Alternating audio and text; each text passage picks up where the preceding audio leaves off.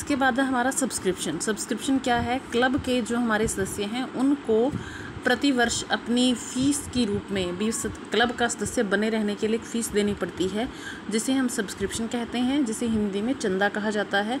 तो ये जो फ़ीस है या जो चंदा है वो क्लब के सदस्यों से प्रतिवर्ष लिया जाता है। तो ये संस्था की आयगत मद है, यानी कि रिवेन्यू रिसीट है, इसीलिए ये इनकम एंड एक्सपेंडिचर अकाउंट में इनकम साइड में जाएगी। और सिर्फ करंट ईयर यानी कि जो हमारा 2017-18 है, यानी कि हमारा खाता कब बना रहे हैं 31 मार्च 2018 को, तो जो करंट ईयर है तो करंट ईयर 2017-18 का 2,25,000 रुपये ही हमारे इनकम एंड एक्सपेंडिचर अकाउंट में जाएंगे। उसके बाद है डोनेशन फॉर बिल्डिंग। तो बिल्डिंग बनाने के लिए डोनेशन हमें हर साल नहीं मिलता है, कभी कभी मिलता है। तो ये हमारी पूंजीगत प्राप्ति है। तो पूंजीगत प्राप्तियां हमारी इनकम एंड एक्सपेंडिचर अकाउंट में नहीं जाएंगी। जितनी भी पूंजीगत प्राप्तियां हैं सब बैलेंस शीट के लायबिलिटीज साइड में जाएंगी। इसके बाद है हमारी एंट्रेंस फीस। एंट्रेंस फीस में है हमारी एंट्रेंस फीस है जब संस्था में यानी कि क्लब में कोई नया सदस्य प्रवेश करता है तो उससे फीस ली जाती है। तो हमारी संस्था में या हमारे क्लब में हर साल कोई ना कोई सदस्य कुछ ना कुछ सदस्य नए ऐड होते रहते हैं, नए शामिल होते रहते हैं। तो इस तरह से ये भी संस्था को प्रतिवर्ष प्राप्त होने वाली आय है। तो इसीलिए एंट्रेंस फीस भी हमारी इनकम एंड एक्सपेंडिचर अकाउंट में जाएगी। Life membership fees. Life membership fees क्या है? जो सदस्य अपना पूरे लाइफ टाइम के लिए सदस्य बने रहना चाहते हैं तो वो पूरे लाइफ का सब्सक्रिप्शन एक बार में ही दे देते हैं, तो उसे बोलते हैं लाइफ मेंबरशिप फ़ीस। ये हमारी पूंजीगत प्राप्ति है, इसीलिए ये बैलेंस शीट की लायबिलिटी साइड में जाएगी। इंटरेस्ट हमें हर साल प्राप्त होने वाली आय है, ये हमारी रिवेन्यू रिसीट है, इसीलिए ये हमारी इनकम एंड एक्सपेंडिचर अकाउंट में जाएगी। लॉकर्स रेंट हमारी रिवेन्यू रिसीट है, ये भी हमारा इनकम एंड एक्सपेंडिचर अकाउंट में जाएगा। उसके बाद हम बात करते हैं एक्सपेंडिचर की। एक्सपेंडिचर में है हमारी यानी कि पेमेंट साइड में है हमारे। तो इसमें भी हम प्राप्तियों की तरह जो आयगत खर्चे हैं हमारे, जो रिवेन्यू एक्सपेंडिचर है वो जाएंगे इनकम एंड एक्सपेंडिचर की एक्सपेंडिचर साइड में यानी डेबिट साइड में।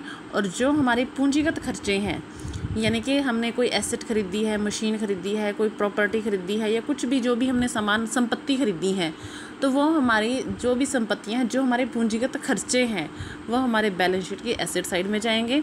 तो इसमें सबसे पहले है प्रिंटिंग एंड स्टेशनरी। ये हमारा रिवेन्यू एक्सपेंडिचर है, हर साल होने वाला खर्चा है, आयगत खर्चा है, तो इसीलिए ये बैलेंस शीट की एक्सपेंडिचर साइड में जाएगा। लाइटनिंग है, एक्सपेंडिचर साइड में जाएगा इनकम एंड एक्सपेंडिचर अकाउंट की। रेंट एंड टैक्सेस है, टेलीफोन चार्जेस है, पोस्टेज एंड कोरियर है, वेजेस एंड सैलरी है। ये सभी जो हमारे खर्चे हैं, ये सभी खर्चे हमारे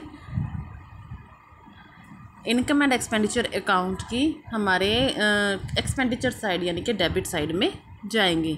इसके बाद है हमारा इंश्योरेंस प्रीमियम। तो इंश्योरेंस प्रीमियम भी हमारा हर साल होने वाला खर्चा है, तो ये भी हमारा इनकम एंड एक्सपेंडिचर अकाउंट में ही जाएगा।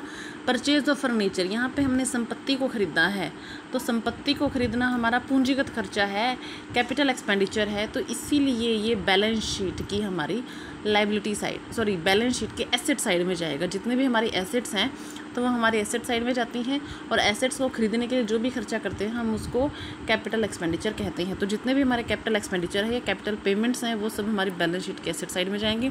उसके बाद है cash in hand and cash at bank. Closing balance है, तो closing balance income and expenditure account में नहीं जाएगा, ये हमारा क्लोजिंग बैलेंस शीट में एसेट साइड में जाएगा। अब देखिए हमने बनाना कैसे है। सबसे पहले हमने इनकम एंड एक्सपेंडिचर अकाउंट ठीक हमारा प्रॉफिट एंड लॉस अकाउंट की तरह ही होता है। जिस तरह से प्रॉफिट एंड लॉस अकाउंट एक नॉमिनल अकाउंट है, इसी तरह से इनकम एंड एक्सपेंडिचर भी एक नॉमिनल अकाउंट है। इसमें भी सेम उसी तरह फॉर द ईयर एंडिंग 31 मार्च लिखा जाएगा। लेफ्ट साइड में एक्सपेंडिचर आएंगे, राइट साइड में इनकम आएगी। इनमें भी टू का और बाय का प्रयोग करना है। इस साइड डेबिट आएगा और इस साइड आएगा हमारा क्रेडिट। तो इनकम क्या क्या थी हमारी? बाय सब्सक्रिप्शन 2,25,000 था, एंट्रेंस फीस 23,000 थी जो हमें ऊपर दी गई है। उसके बाद है इंटरेस्ट था हमारा 18,000 और लॉकर्स रेंट है 42,000। इसी तरह खर्चों में जितने भी हमारे खर्चे थे, printing and stationery, lightning, rent and taxes, telephone, postage, wages, insurance premium, ये सभी हमारे खर्चे हैं, आयगत खर्चे हैं, तो ये हमारे इनकम एंड एक्सपेंडिचर अकाउंट में आएंगे। अब उसके बाद हम इन दोनों साइड का टोटल करते हैं। अगर क्रेडिट साइड का टोटल ज़्यादा है और डेबिट साइड का टोटल कम है, यानी कि आय ज़्यादा है, इनकम ज़्यादा है, एक्सपेंडिचर कम है, तो जो भी प्रॉफिट होगा, तो यहाँ पे हम टू प्रॉफिट नहीं लिखते हैं, यहाँ पे ये एनपीओ है, एनपीओ में हम लिखते हैं टू सरप्लस, यानी कि excess of income over expenditure, तो इसे हम सरप्लस कहते हैं। इसी तरह से अगर हमारा डेबिट साइड का टोटल ज़्यादा हो जाता है और क्रेडिट साइड का कम, तो इस साइड हमारा क्रेडिट साइड में आएगा डेफिशिएट, यानी कमी। लॉस को हम कहते हैं कमी यानी डेफिशिएट, तो वो तब हम उसे क्रेडिट साइड में लिखते हैं। तो इस तरह से हम अपने रिसीट एंड पेमेंट अकाउंट की हेल्प से इनकम एंड एक्सपेंडिचर अकाउंट तैयार किया जाता है। रिसीट एंड पेमेंट्स में हमें पूंजीगत प्राप्ति और आयगत प्राप्ति दोनों दिए जाते हैं, लेकिन इनकम एंड एक्सपेंडिचर बनाते समय हमें सिर्फ आयगत प्राप्ति और आयगत खर्चों का प्रयोग करना है। पूंजीगत प्राप्ति और पूंजीगत खर्चे हमारे बैलेंस शीट में जाते हैं। पूंजीगत प्राप्तियाँ हमारी लायबिलिटी साइड में और पूंजीगत खर्चे हमारे एसेट साइड में जाएंगे। तो रिसीट एंड पेमेंट अकाउंट से बैलेंस शीट कैसे बनाई जाती है, वो आप क्वेश्चन नंबर जो हमारा इलस्ट्रेशन नंबर 13 है वहाँ पे आप सीखेंगे। अभी सिर्फ आप इनकम एंड एक्सपेंडिचर सीखेंगे और इसके बीच में जो एडजस्टमेंट्स की जाती हैं उसके बारे में हम सीखेंगे।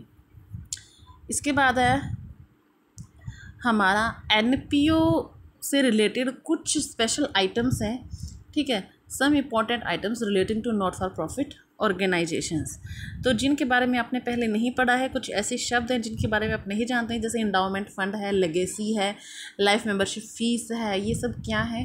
तो सबसे पहले हम इनकी डेफिनेशंस के बारे में पढ़ेंगे, फिर हमारे क्वेश्चन होंगे।